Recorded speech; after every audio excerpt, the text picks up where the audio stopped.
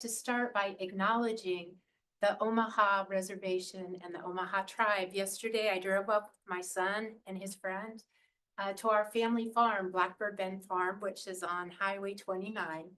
And my father gave land a long time ago to have a rest stop that has now become a site where you have the construction of a traditional home and you have explanations about the natural surroundings and the Omaha traditions. And on this site, you have a beautiful view of the Missouri River Valley. And so I'd like to use that vision, connecting us to the sacred land, acknowledging the Omaha Indian people and the richness of this state and how we can carry this forward in a culture of care that, of course, Pope Francis has written about, but that the indigenous people of here were committed to in this time. We need inspiration, and so I invite you to imagine the beautiful view of the Missouri from the bluffs. This is another image that I'm happy to share with you. This image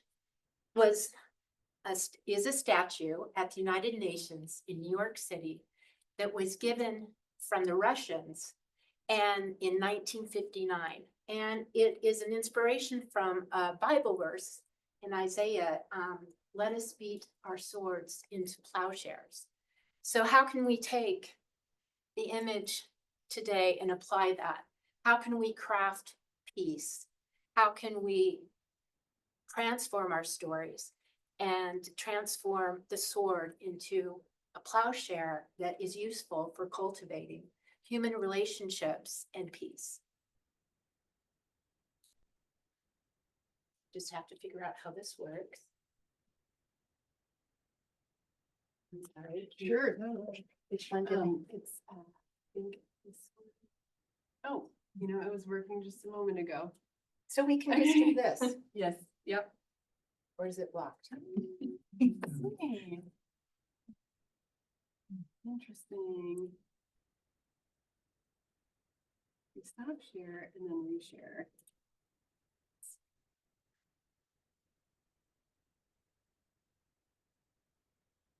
Okay, Yes, perfect. that might still work then. Yes, There. okay, perfect. It just had me woken back up again. So as Laura mentioned, this was my first book, Homing In. And I really used the autoethnographic method to write about my adoption and reunion story.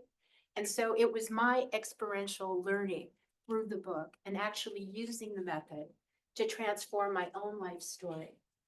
And this picture shows me being adopted in 1963, and then the day that I met my birth parents. And so it brings together these different families and the reality of being adopted and then homing in, this mechanism that we have as adopted children to find our birth families. And this shows the importance of narrative methods in anthropology and in the social sciences. So I used autoethnography, but in the courses, I add on duoethnography so that students can share with peers. And this enhances the relational approach of learning. And this Transformagram pedagogy came through my writing process because I discovered the article from the psychiatrist that developed this idea of the Transformagram. So it is through writing and connecting, which I often call mediatorship. We connect with living wisdom and are guided when we enter into autoethnographic writing. And as this went on through my writing, it became a teaching story. So I created a referential framework through the autoethnographic process. And I've put my my website, because I have a monthly blog. And for each chapter in Homing In, there is a whole chapter blog that goes with the written work. And it's kind of like an online course if you're interested. So this is the new book, Crafting Peace. And I've called it the Transformagram Learning Model. So I've taken what was used in psychiatry, the Transformagram approach, and applied it to transformational learning. So we're using narrative conflict resolution, which is an approach in mediation, transformational learning, story mandalas. I like to call it story mandalas because I'm referring to St. Hildegard von Bingen and also Carl Jung, who used mandalas as a metaphor for wholeness. So we're connecting theoretical frameworks in the courses with experiential learning. Students in my courses obviously have books and articles and films and videos, but they also have to create a Transformagram portfolio, and they have to share that with a peer. So they're combining these two different dimensions, theory and experiential learning, lived experience, so that they can integrate that into their own way of being in the world. Because crafting peace requires that we work on ourselves and know ourselves, not the suttam, to be able to be men and women for others and for us to become more. So we're fostering narrative coherency as we do this. And Dan Siegel has been a psychiatrist that's been able to show with brain imaging techniques that autoethnography stimulates the brain, integrates the brain, and creates a heightened level of narrative coherency. So while we're doing this method, we're also improving our own ability to be coherent, and we're increasing our resiliency as we're facing these difficult times. So this is why it's a reflexive pedagogy, and it also is acting upon our own self and our own ability to be integrated. So at the same time, autoethnography, what I discovered was a homing in mechanism. So through my writing process and this reality for adopted people who find their birth family, they say that they have this homing in mechanism. And I thought, well, if I have it, so does everybody else. So how can we activate it? Because we need to find our way today. It's very important, wayfinding. And so I believe that autoethnography is a wayfinding tool. This is the definition from the article from these two psychiatrists from Harvard and McGill. And what it's trying to show is that in this flexibility hypothesis, the transformagram is an approach to create a shift and to increase the capacity to be flexible. And so what I added on to their theories is that we can not just use this in therapeutic settings in psychiatry and therapy, but we can also use it in learning. We can use transformograms as a way to transform our perceptions and our coherency and make a shift. I've also been greatly influenced by Jung and his work. He's a Swiss psychiatrist from the beginning of the 1900s who wrote the Red Book. And the Red Book, as you see here, that's the cover. It's a book of art. And so the picture here is one of the illustrations that he made. But this book was kept secret until 2009 because the family was worried that people would question his integrity and his sanity, even if they looked at the Red Book. And he had calligraphy in Swiss German, and he was guided by guides that came to him, and he wrote and he drew. And it was through this experiential process, self-experimentation is what he calls it, because I visited his museum and home in Zurich, that he developed his conceptual framework. So here is an example of someone who's very famous, who was using something very close to autoethnography, and then was able to develop a conceptual a framework that is a very important addition to psychiatry and psychotherapy. I put this on the presentation because I wanted you to see some of the research I've done, because obviously my experience in the field affects how I see the world. So I was always advocating for social justice in each project that I was given.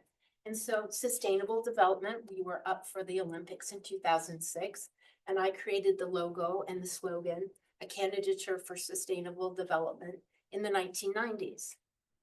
Mediation, as you heard, I created a mediation service for political asylum seekers. And I worked with a psychiatrist. So we were working between intercultural mediation and ethnopsychiatry. After my PhD, I worked as a researcher in a mental health institution, our hospital in Valais, and I wrote reports because we don't have a university. And so I created a research center in the hospital where I could do reports that could inform public policy and health policy.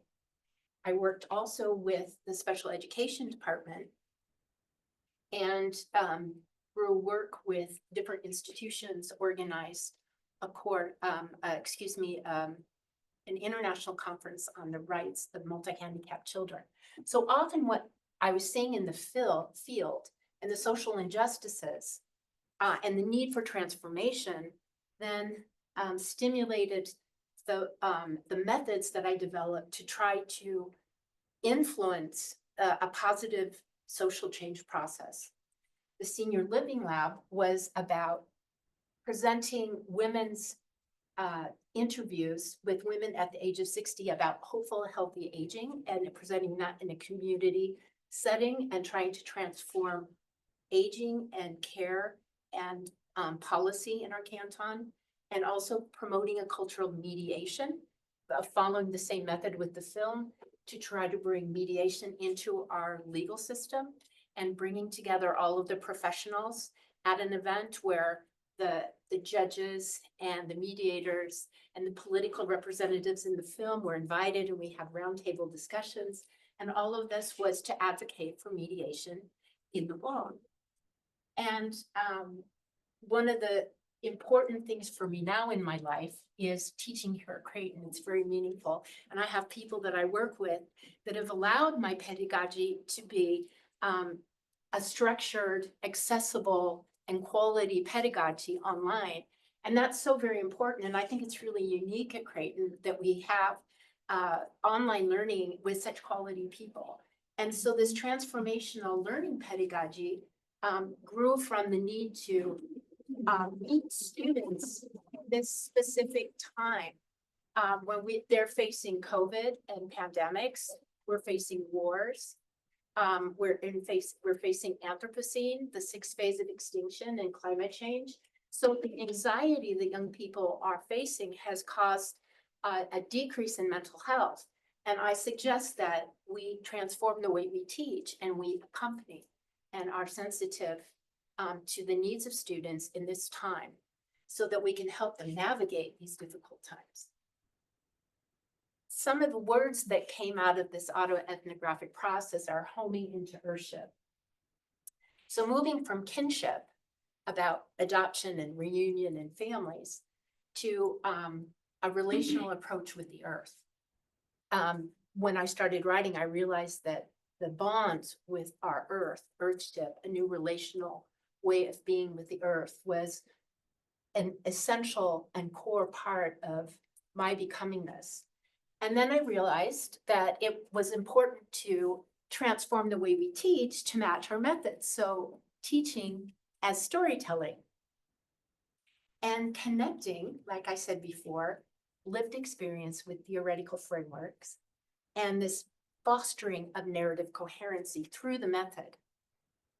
Developing these transformational pedagogies also so that students, when they enter into their professional life, they've already experienced this and they can use it in their own professional settings. And I really like to say beautifying our story mandalas, because it is through this beautifying process that we engage with transformation. And Jung allows us to have this transformational experience shown through also the metaphors that are used. And so I try to use a lot of images to help us understand the transformational process through metaphor. So connecting online is really important to me, and I think it's a great hope for the future. I have had the honor of working with students with the Jesuit Worldwide Learning Program. And it's so amazing to think that I live on top of a mountain in the Alps, and I connect with students in Africa, in Jordan, all, in Canada or the US. And that these students can come together, students in the margins that wouldn't be able to leave these refugee camps, have access to higher education. I was even able to teach Afghan students. And last summer, not this summer, but last summer, one of the women that didn't get out of Afghanistan was able to finish her bachelor's degree by connecting online and finishing with my course. And so I find this to be very hopeful. And I'm so honored to work at Creighton that invests in this partnership. I also put an example of the Corona Diaries because during COVID, medical anthropologists got together and wrote diaries from all around the world about their experience. And so it's online, and I wrote a diary that was published. And so even though we are here on the campus, I use this word glovercal, because it's between the global and the local. We connect in these virtual spaces. So glovercal homescapes. But how can we create spaces in online learning where people feel welcomed, they feel they belong, and they feel that they're being cared for? So I would like to imagine that online teaching is a place where we can be in a homescape together. So using this Jungian transcendent function, the golden pocket watch was a really important image in my book. It came from my story, and I realized what an important transitional object it was for me. And one of the meanings that it took on was passing on the golden pocket watch, transmissions in families, transmitting something, the pocket watch in your pocket to a child, that would then pass it on in their family, but also in academia and scholarship and in fellowship, passing on our ideas, our concepts, our values. And it's so wonderful to be here with so many young people to be able to share and transmit. So I look at, scholarship as a golden pocket watch that I hope to pass on to you today, something meaningful that you can take home. So this transmission in higher education is extremely important because we don't have the answers. I think you all know that we don't have the answers, but we're all working to dialogue about it and to reflect about it with you so that we can resetting the timepiece, and move forward together in an intergenerational exchange.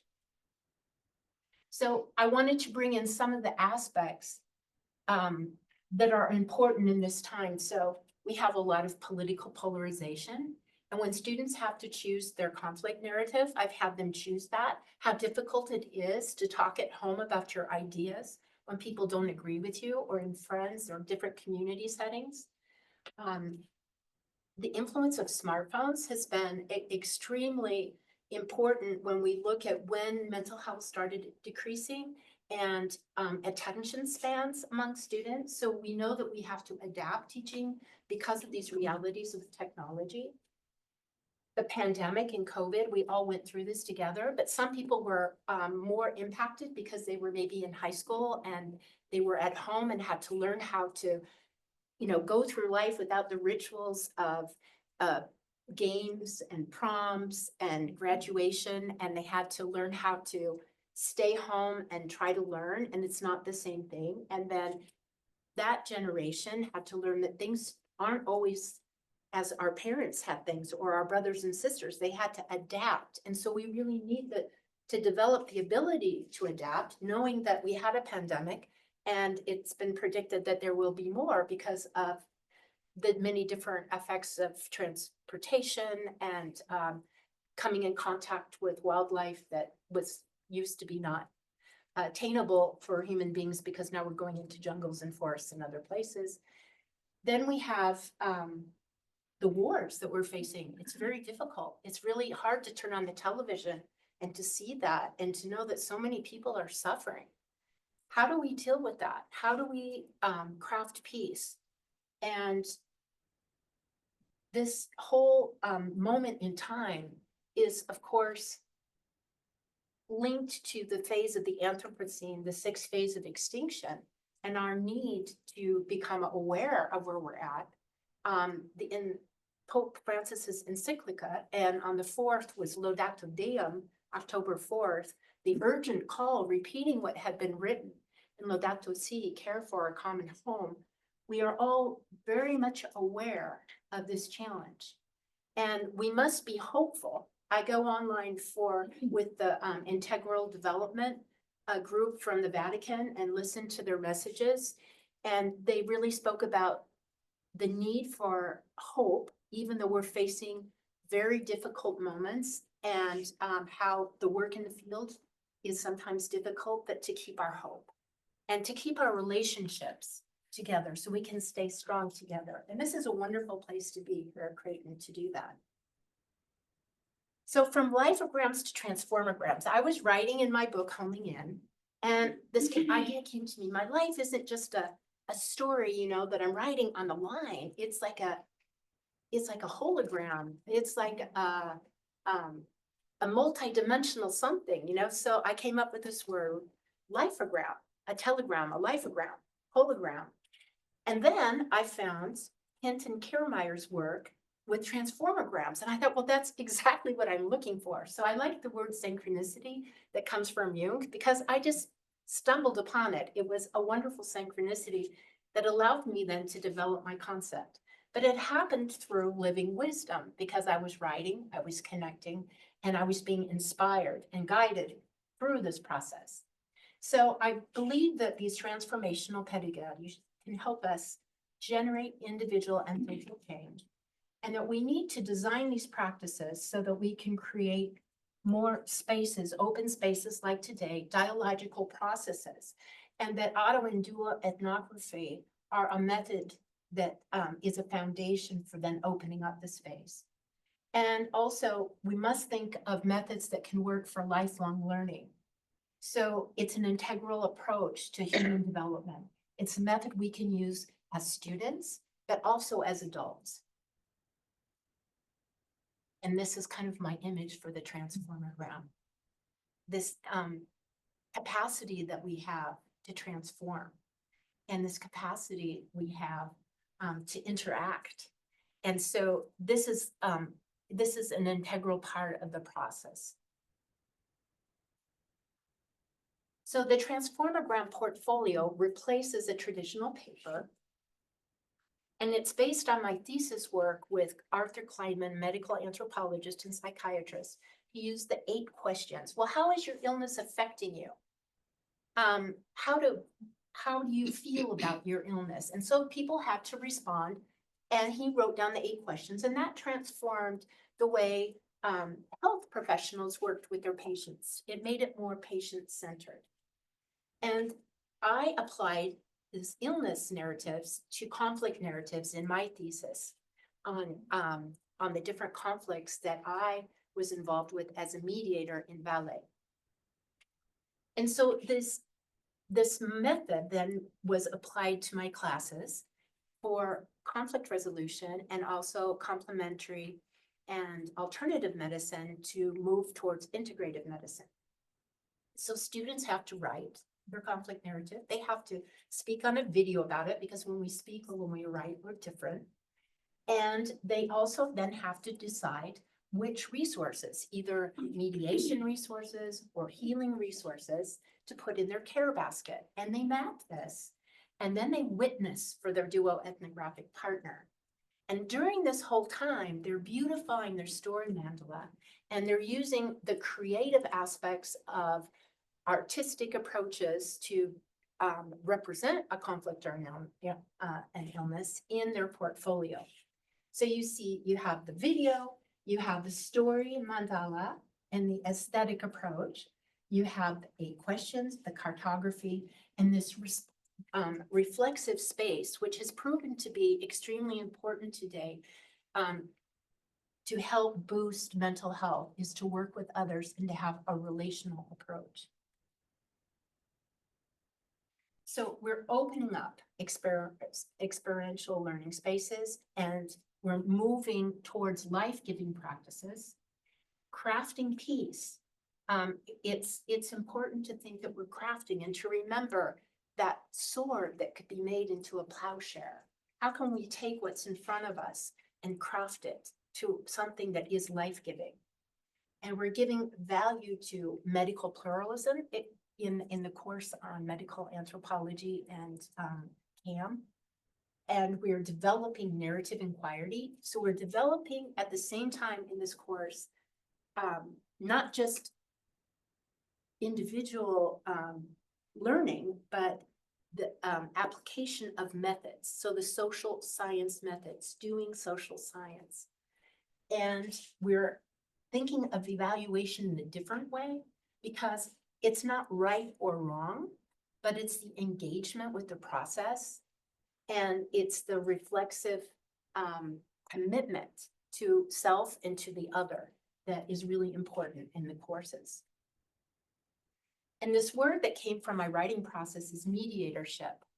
And I didn't know that it existed. I mean, maybe I should have, but I didn't. And I stumbled upon it as I was writing. And I love words with ship because they're vessels and containers of meaning. And so I really believe that autoethnographic practice connects you to living wisdom, which I call mediatorship. And that is part of the mediating process, because we are guided, and we are guided to discover important information that can help us as we are wayfinding, as we are looking for our pathway forward. And this is important today because integrative medicine is a way of the future, as is conflict resolution. But instead of polarizing people, how can we create methodologies that allow us to share, to collaborate, and to increase understanding and mutual accompaniment? So it's engendering conflict within, beholding interconnectedness, and understanding conflict as illness, the interconnectedness of conflict and illness.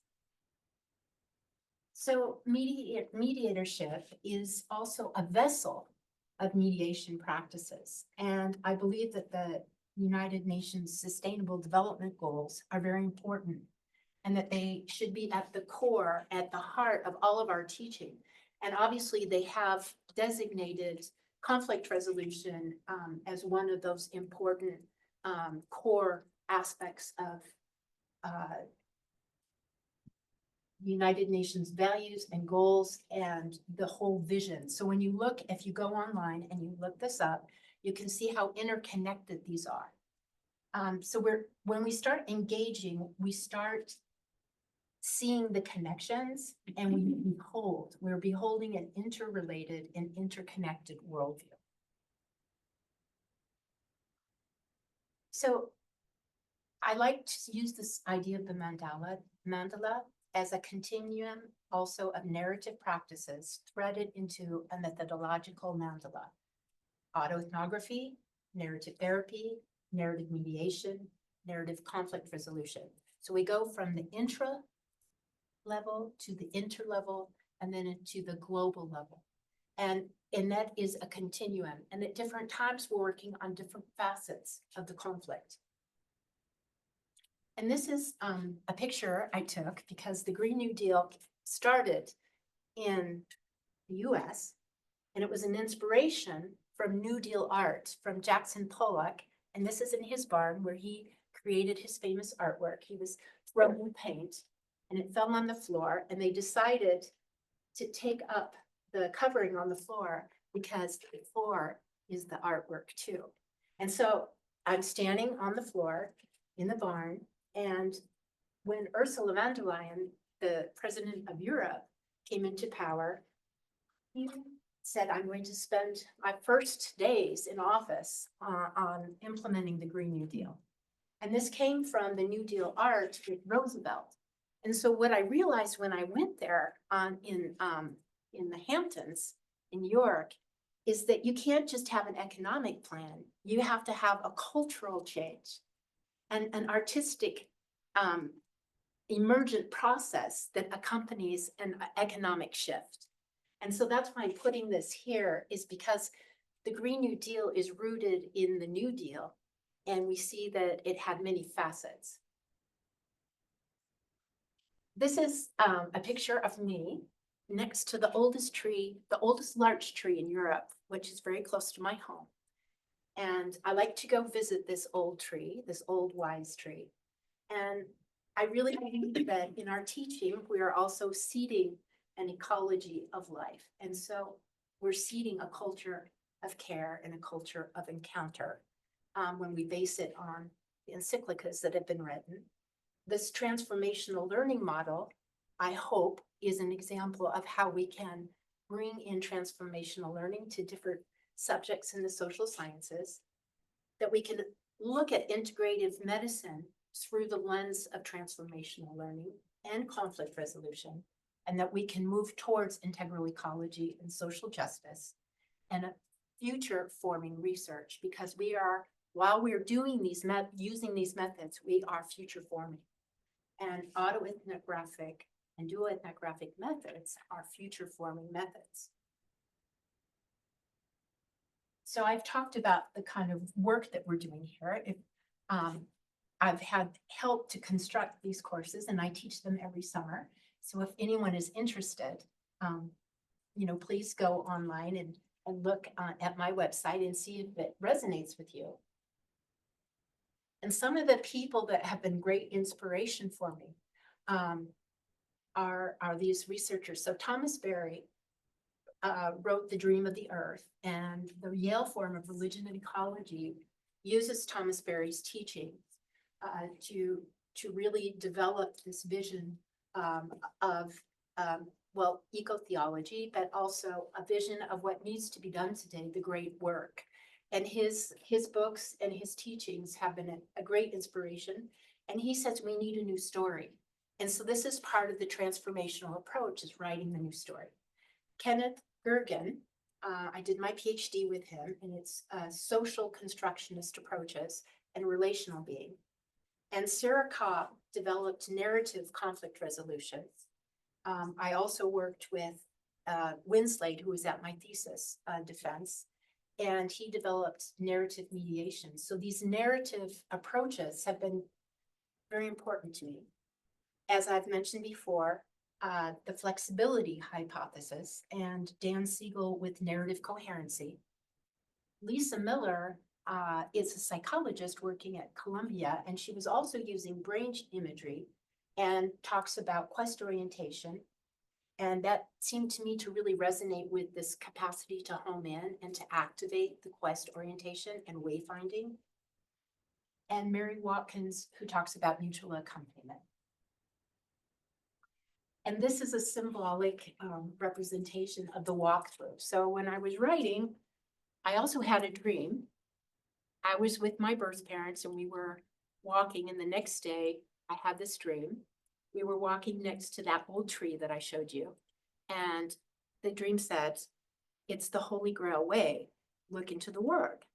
And it's the Grail way, the Rail way. And this is the way forward. And so it's walking through our conflict and illness narratives. So this pedagogy that I've developed is a way to walk through.